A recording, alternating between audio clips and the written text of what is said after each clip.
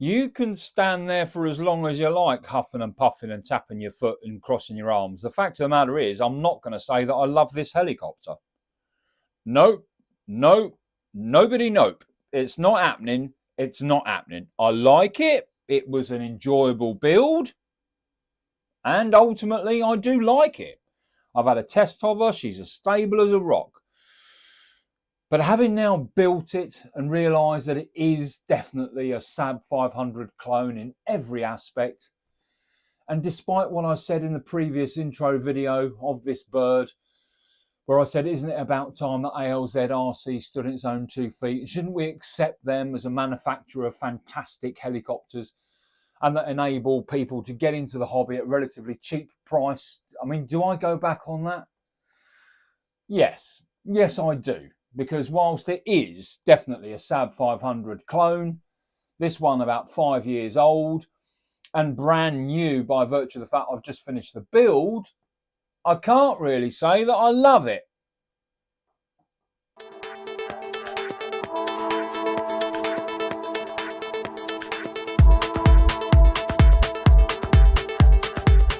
Welcome legends and heli heads and choppers and stick bangers and twizzle whizzle thumbs and Loctite red lovers and lovers of all things rotors. Welcome to this episode on Hely-Shop, a relatively short episode. What's short, Heli Mong? Your short is like 18 minutes. Well, I don't think it'll be that long. We've now finished the build of the ALZRC 505 Fast Devil Angry Bird version. I think you'll agree, on the outside, initial look, she looks absolutely fantastic. But there were some issues I came across when I was building it, and there are some observations that I've made now that I've finished building it. As I said, I have done a test hover, and she's as sturdy as a rock. But let's be honest about it, 90% of that is down to the fly barless unit I'm using, which is the AR7200BX, which is a Micro Beast X plus insider receiver, essentially. It is a fantastic looking helicopter, but like I said, there were some issues and I have got some observations. So I'm going to take you off of that tripod and I'm going to show you exactly what it is that I don't like and didn't like about this bird. I'm sorry. Hey legends, so we're now behind the desk and let's go through the things I didn't like when I was building it. Well, first of all, the boom, which looks, look, first thing, let's get this out of the way. It does look a fantastic helicopter. It looks the part, and there's no question about that. And I like it a lot for that. But owning a helicopter is about building a helicopter and maintaining a helicopter. And for me, the things that I didn't like when I built it really, are still shining through. Now, first of all, this boom, it looks great, but on the inside, it's full of globs of resin. It just screams amateur. The screws that hold in the whole system at the back here for the tail rotors, for the tail rotor blades, and the cog at the back here for the belt. There's a plate on the inside of the boom here, and that plate is held in place by double-sided sticky tape, and that double-sided sticky tape is there only so that it holds it in place for an initial, so you can initially connect it. And I had to replace that double-sided sticky tape because it was just crap. It was wouldn't hold on there at all. It should be very high bonding stuff that you use for that, really, rather than just cheap, nasty, horrible crap stuff that's not going to stick anything to anything at all. Pants.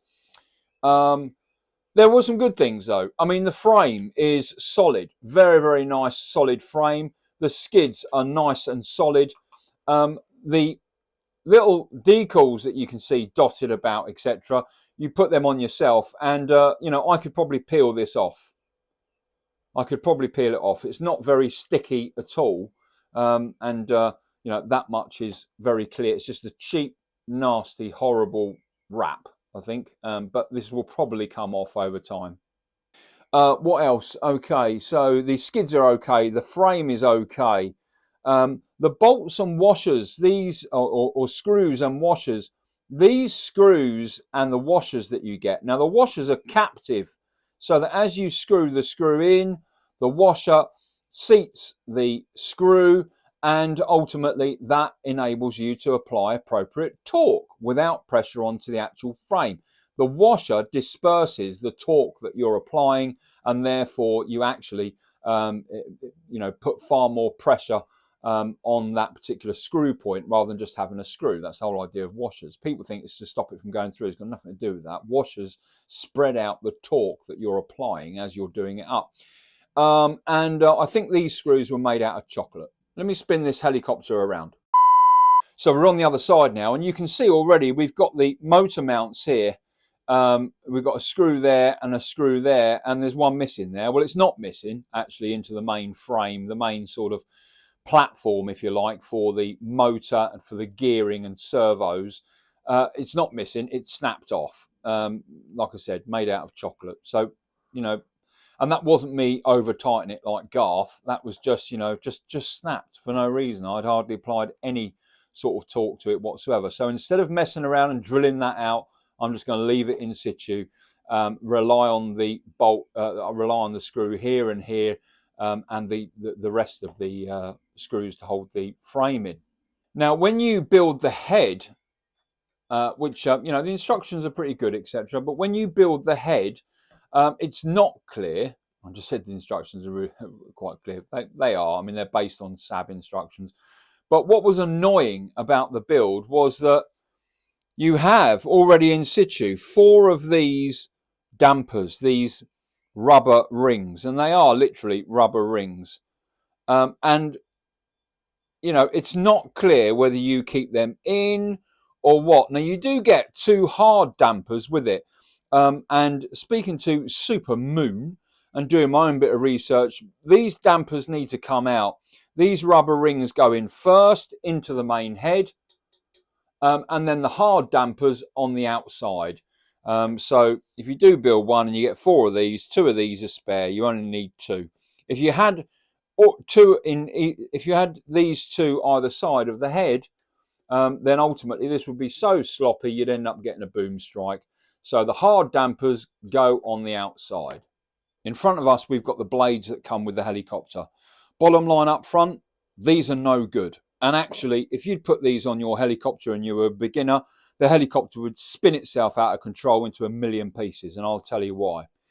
First of all, on the main blades, well, hopefully you can see that. The overspray on the main blades on the ALZRC, etc., is really poor. Very, very poor. It just looks and feels cheap all the way through. John Salt was right. They are balanced. John Salt has done a video on and test them thoroughly. They are balanced, but, I don't know whether you can see that, but the overspray is just poor. The neck is too thin, in my view, for a helicopter of this size, and is not long enough either. You get spacers with these main blades, and so to use those spacers in the main rotor blade grips, it is a really, really tight fit. I mean, super tight. You wouldn't need any bolts in there. It's so tight. You can see here just how bad that spray is. And this here is, it was bubbled. And so I pushed it and it broke the paint. And I thought, oh, well, never mind. It's only the paint. No, I managed to go through the carbon fibre. So, the carbon fibre composite that's been put together hasn't been put together properly, and there are air bubbles in it. Now, if there's an air bubble there, there's likelihood that there's probably some issue with the whole composite of the blade in the first place. I pushed my finger through that like it was meringue. So that's what we think of that and that. Now, okay, tail blades. Now, this is where, if you were a beginner helicopter pilot, you'd really have a serious, serious problem. These are the tail blades that come with it. And you can see here the amount of spray and lacquer that's on this blade is so much that it doesn't actually fit into the tail rotor blade grips. And you really got to shove it in there to get it in there. And again, like the main blades, you wouldn't need any bolts to keep it in there. It's so tight. Now look, on a radio control helicopter, your tail blades should be fairly loose. I mean, they shouldn't be floppy. They shouldn't be like that. But they should be fairly loose so that as you start the motor up and the helicopter aligns, centrifugal force will pull this blade out at 90 degrees to the shaft. And that's done via a loose tail blade. It should be loose. The bolt should be holding it in at, you know, a fairly sort of light torque so that it is loose. Now, this was so tight in there that just rendered that whole principle, you know, irrelevant. And there's no way that you would get them at the exact angle that you would need to. And so ultimately this helicopter just wouldn't have the tail authority that it needs, and it could well spin itself out of control. So these are really bad. When you look close, I mean, look at that. Look at that. That just screams cheap, nasty, and unacceptable. You know, that I could spray better than that at night without me glasses, blindfold, naked, running around the garden in Wellington boots, backwards, with a Halford spray tin. Yes, I could.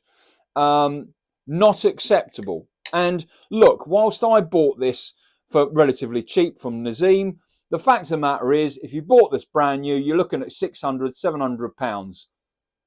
£600, £700 for a set of blades which are just not acceptable and not up to standard. So I'm not happy about those. And I had to pay out a significant amount to be able to get new blades that I could rely on. Now I'm going to stand up for this. I got these from Hely-Shop. Shout out to Alessio. These are first rotor blades. And the good thing about these, one, they're not cheap. You can see that as well, they are cheap actually when it comes to blade manufacturers. But cheap in blade manufacturers that aren't clones is still a damn sight better than the rubbish that's down there. Plus, of course, a nice colour code and it fits. These are 520s. They fit fine. You can use 520s. They fit in the blade grips very nicely. And likewise with the tail blades here, they fit very nice as well. Exactly as they should do. That's about as loose as they should be.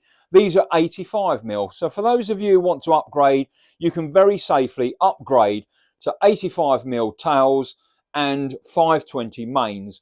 And by the time you spin these around and you look at these at the lowest point, you look at the tail blade grip, the tail blades and the main blades at the lowest point or the closest point of them touching each other, you've got about 5mm to spare.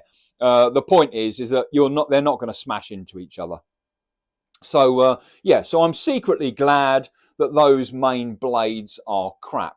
But, you know, my original video said that the great thing about these helicopters is that it enables beginners of the hobby to enter the sort of medium-sized category. And if you did fly with those blades, you would have problems. I'm telling you now, you would have problems. And it might not manifest itself in something obvious. It might be really bad tail wag. It might be the fact that it just won't settle down. It could be a million other things, as well as shaking itself to pieces.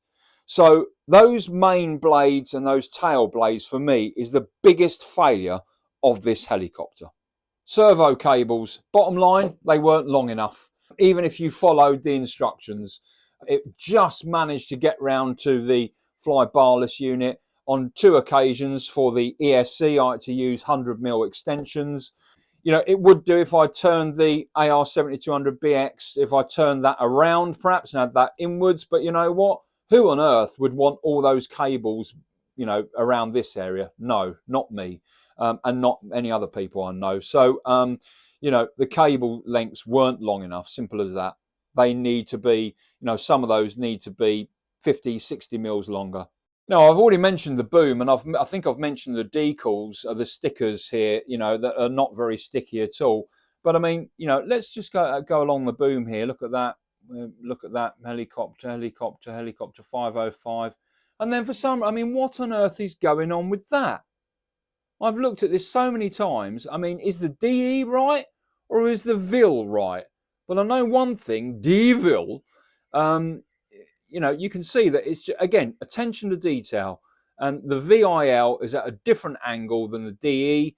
The DE is aligned to 505 helicopter. So you've got the VIL there that's been just, you know, I mean, I don't know what's going on there. I mean, that's just shit at the end of the day. It may be a little thing, and you may not notice it when it's being flown. But when you build something from scratch and you pay out the sort of money that you've paid for this sort of helicopter, which, as I said, ignoring the fact that I got this cheap, you still pay £600-700 for this helicopter if you bought it brand new. You would expect that to be, you know, at least on the same line, you know, so that it looks like it's supposed to say devil. You know, so I mean, that's not good. You're probably going to chuckle at this one, especially those who are ALZRC lovers. But what on earth is this? This is a main blade holder. It's a big gap here, because when you put this on, and it will fit over there. I don't want to. Hang on, wait a minute. So when you put this on, it goes around the boom like this, and the whole point of the tail blade of the main blade holder is so that you can slide this along the boom to where it gets tight. Yeah? Then you can put your main blades through these holes, which means that your rotor head then is at 90 degrees. And it means that your blades are folded in to the narrowest point of the helicopter. And it means that, you know, you've got less chance of damaging the blades. Well, let's have a look. There we go. All good, yeah? We've got our head at 90 degrees. Let's make sure that's at 90 degrees. We've got our head at 90 degrees. There we go. Lovely jubbly. Got our blades on. We've got our blade grip holder on. Lovely, lovely. And then, look. Look. Look. Those blades should not cross. You're now wider than the boom. The whole point of a blade grip holder is to make sure that the blades are brought together at the narrowest point. So they should actually be like, this. That is where they should be, like that. That is where they should be. The trouble is, this is not going to sit there. It's as loose as a... Look at that. That's just crap. That's no good. That's not what it's supposed to be. It's supposed to be tight. And, you know, So, in conclusion then, the ALZRC 505 Fast Devil Angry Bird version is a bloody good looking helicopter. I think we'll all agree on that. And having the first rotor blades here, the 520s and the 85s, certainly complete the colour scheme and are far better than the main blades and tail blades that came with it. As we saw, they were just unacceptable. The battery trays, which I didn't cover with this, you get two, they're actually up there, are 1mm thick. They're so thin that you could spit on them and they'd snap in half. So I bought 4 Goblin 500 battery trays at 1.8mm. So you can see that there's been some skimping there. It is a very good looking helicopter, and having hovered it already out in the garden there, it was stable as a rock, and it looks fantastic. And it's only really when you delve into the detail that you realise it absolutely is a copy. Now, look, here's the thing. It's a copy of a Saab. And if you want a Saab, go out and buy a Saab, because there is far more quality in the head of this Saab Fireball Havoc edition than there is anywhere on this helicopter. I'm looking forward to putting some hours on this and doing a review on it for you, as I am looking forward to putting some hours in the air with this helicopter, the Angry Bird. But for now, I'm going to say I like it. I like it a lot. Do I love it? No, I don't love you. I may grow to love you, but right now, no. What do you think? Finally, would I buy another one? No, absolutely not. Not a 380, 360, 420, 405 or any other version of ALZRC. I wouldn't buy a Night Fury or anything else. ALZRC has had one chance with me, and that was this helicopter. And whilst, as I said, I may learn to love it from the hours that I give to it in the air, the build and what you get for your money just is not acceptable. There we go. Done. I think I've just been banned from the ALZRC Facebook group. Oh well, never mind.